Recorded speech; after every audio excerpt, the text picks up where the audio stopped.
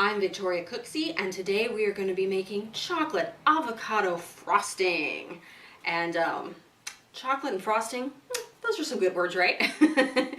Now, avocado frosting's been around. It's not like something brand new or anything, but I thought let's play around with it a little bit because so many recipes are cocoa powder only as the chocolate ingredient and a liquid sweetener such as like maple syrup. But when I think of frosting, I kind of think of that powdered sugar sweetness. And if I can add extra chocolate into something, I think by now you know I'm going to do it. So let's get started and I'll show you my version of avocado frosting. Okay, in here I have 2 avocados. You definitely want to make sure they're ripe because you want them to be soft so you get a good texture. In with this, I'm going to add a 1/4 cup of cocoa powder, a 1/2 cup plus 1 tablespoon of powdered sugar, and I have a pinch of salt in here. This is going to go in, and you definitely have to have a food processor for this if you want to get it nice and smooth. And I'm also going to put in 2 teaspoons of vanilla extract. Now, obviously this is a dairy-free icing, but if you are a vegan and you need to make this a vegan frosting, make sure that none of your ingredients have like a hidden dairy thing for any reason, like the cocoa powder or chocolate we're going to use later. And you want to make sure your chocolate bar that's coming up is has like organic sugar in it, and you want to make sure your powdered sugar is organic, and that'll help you keep it on the vegan side. But otherwise, we're just focusing on dairy-free today. Now, I'm going to whiz this out, but I'm going to shut the camera off for a moment because I don't want to make you listen to that sound. Don't be afraid to take a bit of time to let this process because you really want it nice and smooth. Take the lid off, scrape down the sides, make sure there's no big chunks of avocado because we want a really lovely texture to this. Now, I promised you more chocolate, and I keep my word when it comes to chocolate. In here, I have 3 ounces of 70% dark chocolate, along with 2 tablespoons of coconut oil, and I melted it all together. So you want it to still be very pourable, but not really hot. So let it cool down about 5 to 10 minutes, depending on the temperature of your kitchen. Now we're going to put this processor back on and drizzle it down through the tube. And I gotta say, smelling melted chocolate and watching melted chocolate pour is delightful. So I hope you enjoy that part too. Okay, let's put the processor back on and we'll be right back. And now we have a lovely bowl full of chocolate frosting. Should we come in for a closer look? I think we should come in for a closer look. But perhaps a taste first? Lovely chocolate frosting. Now, if you're going to put this on a cake or something like that, I would do it now while it's spreadable, because if you do refrigerate this, it is going to firm up somewhat. Should we have cake? I think we should have some cake.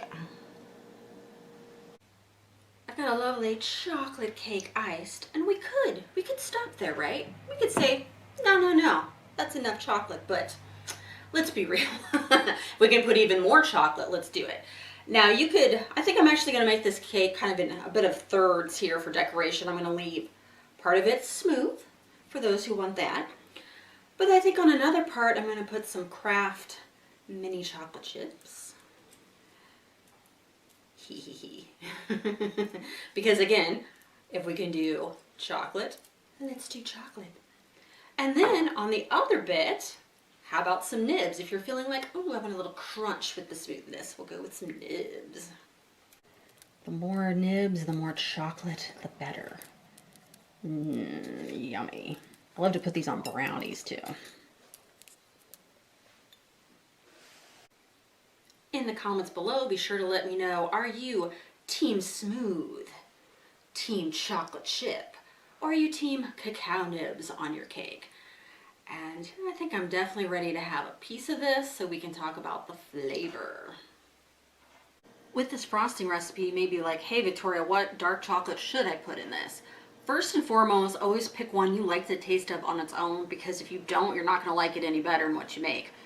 But in the craft chocolate world, sometimes bars have 14 flavors coming through in them. I wouldn't use the ones that are like on that level of, ooh, there's so many nuances, because that's going to get lost.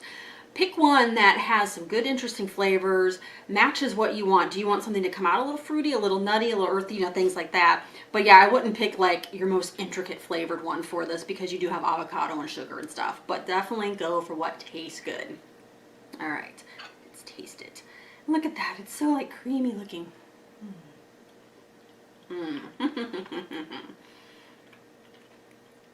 It's just super smooth with a nice little crunch of the chocolate chips on top because I felt like it's a chocolate chip day.